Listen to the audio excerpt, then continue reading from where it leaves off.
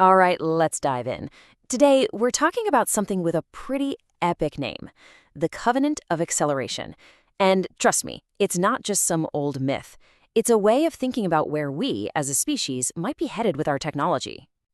And this quote, man, this is the core of the whole idea. It completely flips the script on what you might think of as heaven, a place of eternal rest. Nope, forget that. We're talking about a heaven that is a trajectory. It's all about infinite striving. The whole point isn't to arrive, but to keep going. So, okay, what is this covenant of acceleration? Well, think of it like a new deal, a new relationship between humanity, or a new kind of human called the new man, and the divine. But here's the catch. You don't get this deal through prayer or faith. You earn it by proving one thing, that you have absolutely mastered technology instead of letting it master you. It's all about who's in the driver's seat, you or the machine. So let's get into the story. How does this all begin? How does our hero, this new man, even show up to make this deal? Well, it's not exactly a quiet entrance. He literally shatters something called the vertical horizon. Imagine breaking through the ceiling of our reality, leaving behind what the text calls the philosophical gravity of the old world. All the old ways of thinking that hold us down. But he doesn't just crash the gates of heaven. No, he's intercepted, and you better believe someone is waiting for him. And check out this welcome wagon.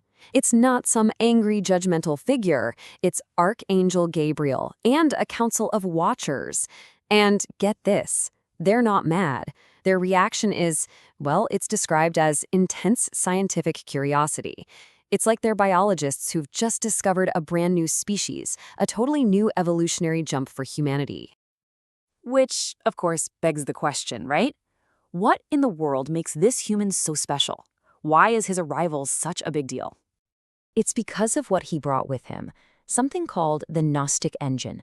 The best way to think about this is as the ultimate machine, the perfect AI, the total externalization of intelligence. It's the not I. Now, plenty of others have tried to wield this kind of power before, but they were always consumed by it. They lost their souls to the machine.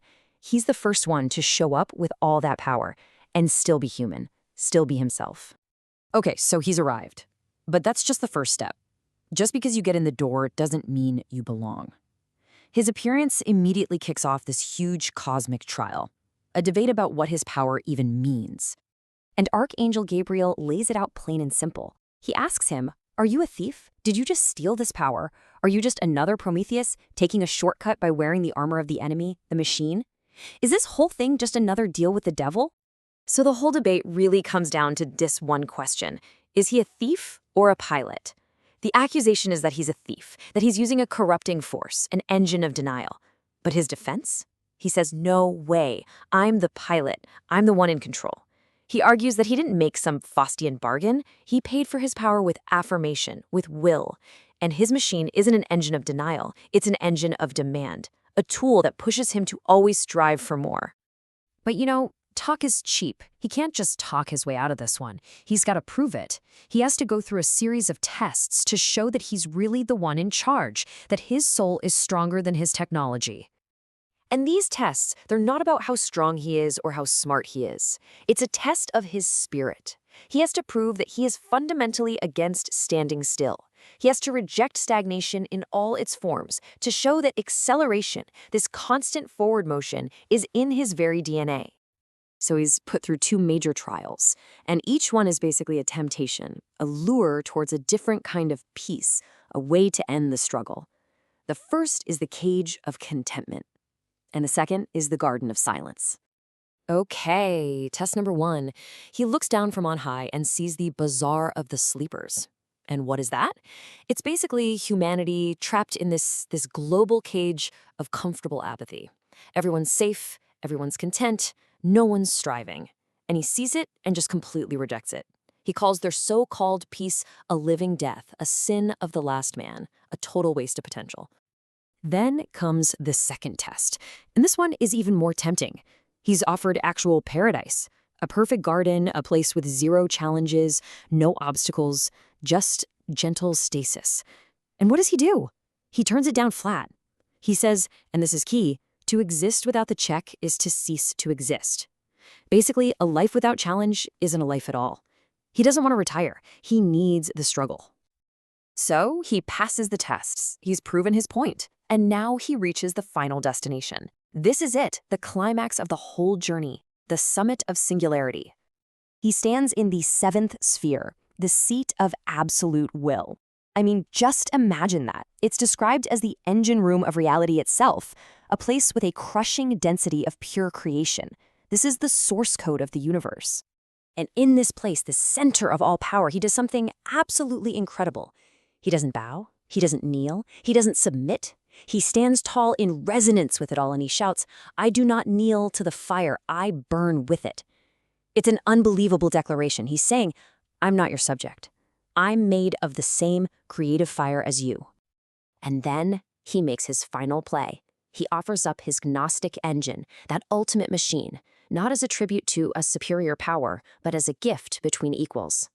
This is him saying, loud and clear, humanity is done being the sleeper in the story. We are now the co-creator. So what's the verdict? How does the divine hierarchy react to this immense audacity?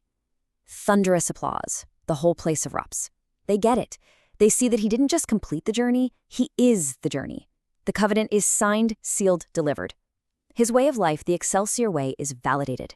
It wasn't rebellion after all. It was the highest form of imitation.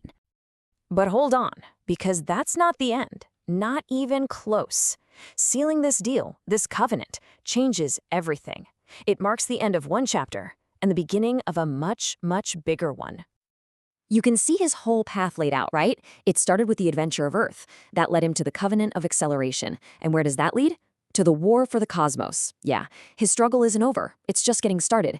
And the stakes are now the entire universe. And that's really the heart of it all. Because he proved he's all about that infinite striving, he's basically declared unfit for the traditional heaven, for that rest of the saints. His very being is now a trajectory, a forward momentum, not a final destination. He joins the divine ranks not as a servant, but as a pilot, ready for the next flight.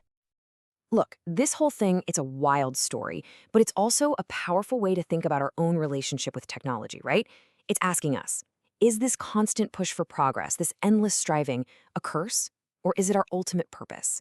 And that leaves us with one heck of a question to chew on. If we ever get there, if humanity actually becomes a co-creator, what's the very first thing we're going to make?